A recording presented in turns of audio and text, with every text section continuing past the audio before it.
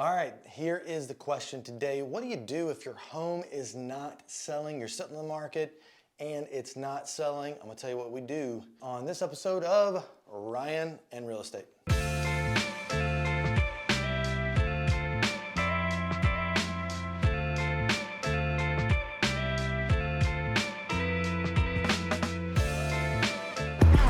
Hey, thanks for joining us once again on another episode of Ryan and Real Estate. Super happy to be with you today and hopefully bring you some type of value. As always, if you wouldn't mind, take a minute, hit the like button, let us know you like it, leave a comment, and if you have not subscribed to our channel, we'd appreciate it if you would do so. Don't forget to ring that bell as well. All right, your home has been sitting on the market and it's supposed to be selling, as we've all promised that homes are going fast, but it's not. I want to tell you what you need to do, just a few tips that you can do in order to see if you can get some movement on your home and get that baby sold. First off, it's probably too late, but before you list it, you want to make sure you do the right things first. I don't want to tell you I told you so, but you want to make sure you've got phenomenal marketing, photos, and all the different things that are going to bring exposure to your home to make your home pop wow into the market when it hits. You want to make sure that it's priced right, and you want to make sure the timing of when you put your home on the market is perfecto. But let's say you're not there, and so that's why we're making the video. So first thing I would tell you is to understand the market you're in. And that doesn't just mean the overall real estate market. You need to know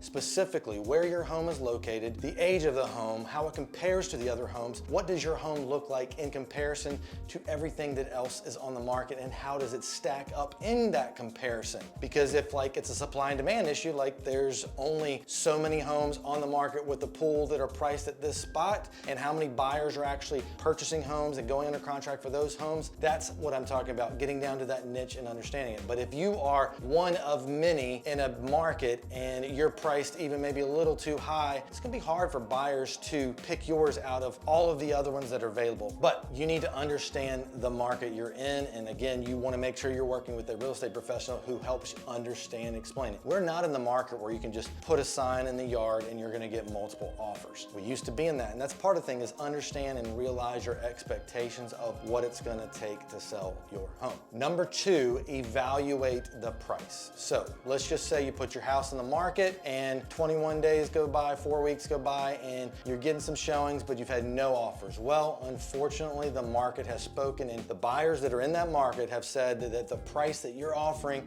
unfortunately, is not worth what they're willing to pay. So at that point, you need to evaluate your price. Now, what I would suggest to you is don't just make a crazy price drop. Figure out the purpose and the strategy of why you're making a price drop. Maybe you want to undercut another listing that's priced close to yours. Maybe you want to just show up in everybody's email boxes to show that you're ready and you're motivated, and you don't know what the price is that someone's willing to pay, but you're at least trying to get to where that is. But evaluate the price. Now that again is going through that process with your real estate agent, and hopefully they're doing that with you. Number three, and this is where a lot of realtors I believe fail, is expand your marketing effort. And that could be from more open houses to more communication on social media. Maybe your photos really were not that great. Maybe you need to update those photos. Maybe some of the things that you didn't show in the listing, you need to show in the listing, and so maybe pull those things in. But looking at everything you're doing from a marketing perspective, and then trying to figure out, how can I market this even better? Don't give up. Keep trying to get into the picture and the viewpoint of other potential buyers who might be interested in your property. Because here's the reality, there's a lot of buyers out there that for whatever reason may have not seen your property, and so continuing those marketing efforts allows you to know at least you're still getting in front of those people. Number four, and let me just tell you, sometimes it's really difficult to get agents to give us feedback besides, I don't want to buy the house, I didn't like the house, it was overpriced. But maybe you can get some specific feedback. Make sure your agent is trying to get that feedback, and when you get it, assess it and make those changes as needed. Now, sometimes it's maybe too late, because the first impression is the most important when it first hits that market, and maybe those buyers saw this thing about your house that they did not like, and it's gone a month and they're not gonna come back because they know that's what it is. When you make those improvements, make sure your agent's going back to those agents who saw and go, hey, here's the things that we did. Does that change for your buyer that would make them wanna come back and take a look at it? So make sure you are keeping up with that feedback. Make sure you continue to improve the home's appeal. And I'm not talking about doing big changes, but just things, that little tweaks per the feedback that you're getting, if you can get that feedback from those crazy agents. Number 5, and this is something probably you want to do last after all of these is maybe you just need a complete refresh. And sometimes just take it off the market, breathe a little bit, maybe you need to do some new photos, maybe you make some of those improvements you need to do and then put it back on the market, which then is gonna go right back to all of those buyers that are out there and let them see, oh, I missed that. I didn't realize that was there. Or I didn't, maybe we did some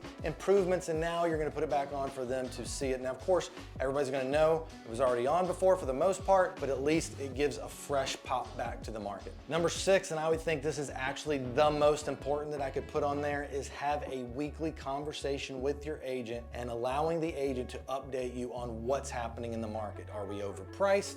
Is our photos getting the right spot? How many showings did we have? What was the feedback? There's so many things that you can look at. What other homes are going under contract and ours is not? But it's having that ongoing conversation with your agent so that you understand what's happening. And sometimes there's not an answer, there's not a solution, or you don't know it, but at least having that conversation. The last thing you ever want to do is let your house just sit stagnant. And last thing that I might make a suggestion for is offer some type of incentive. Maybe it's to put it out there that you're gonna help cover closing costs, or you're gonna do a interest rate buy down, or whatever the incentive you can come up might be, but that's another idea to help you figure out how to get some more movement into your home. Now, I get it. All these things sometimes don't work and you may have tried them all, but at the end of the day, sometimes it may take a minute for your home to sell. Homes sitting on the market for just 1 week and getting sold is not normal. That is not a balanced market. That's a seller's market, and some places that's not where we're at.